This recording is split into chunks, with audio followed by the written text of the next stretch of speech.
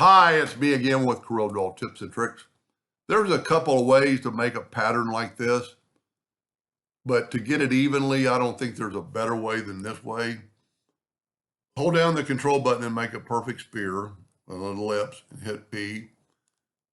It's almost easier to take a 2-point line and hit P and then rotate it 10 degrees, Control D, and mirror it. So this is our writing surface. I've already made a clip art of a flower, and we're going to take that flower and we're going to put it right on that edge of that line.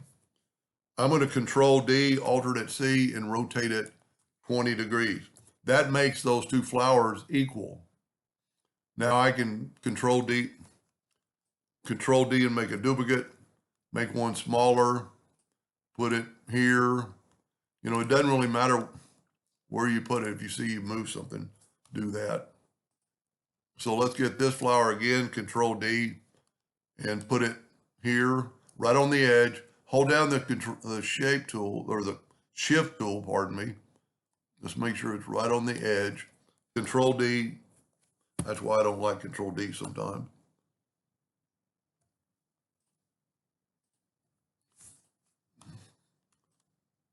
Control D, Alternate C, and rotate it 20 degrees again.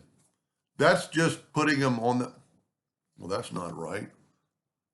Let's make sure this is, it's almost hard to grab that. I need to make sure it's on that intersection. Control D, Alternate C, 20 degree rotation. And then you'll see in just a second while we're doing that. Control D, or hit the plus key, bring another flower, Control D, another flower, and maybe even move it to one side. Let's go Control D again and put one right there on that intersection. Control D, alternate.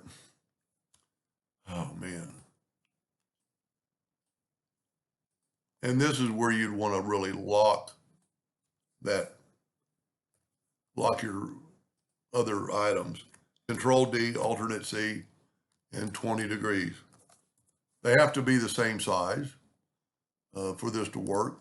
Let's go hit the plus key, put one right here, and we can overlap it even. Let's put one like right there. Let's hit the plus key again, put another one, maybe make it a little bit smaller. Doesn't have to be in the center for a lot of reasons. We're going to select all our flowers and we're going to move them over. And we're going to group them together, very important. Now, we're going to take this triangle and then move it over. Can't really tell it's on top, but it is because it's the last thing we drew. Select them all. You've got two objects selected, and go to intersect. Then just move this out of the way. Move our new graphic out of the way. Now we can get rid of our lines and actually get rid of our circle.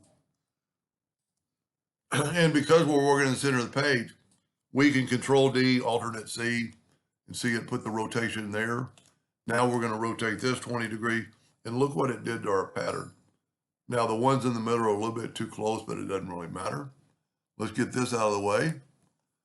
I would strongly suggest going up here and welding these together.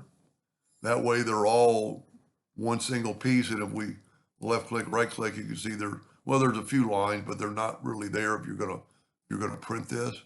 Let's make them all yellow, and let's take a black box and have them really show out. Now you could rotate these guys around, but you're not going to be able to rotate them like this, you know, on and off, different sizes, no easier than, this is like making a seamless pattern, but in a circle. Anyway, I hope that gave you an idea or two, and thank you for watching.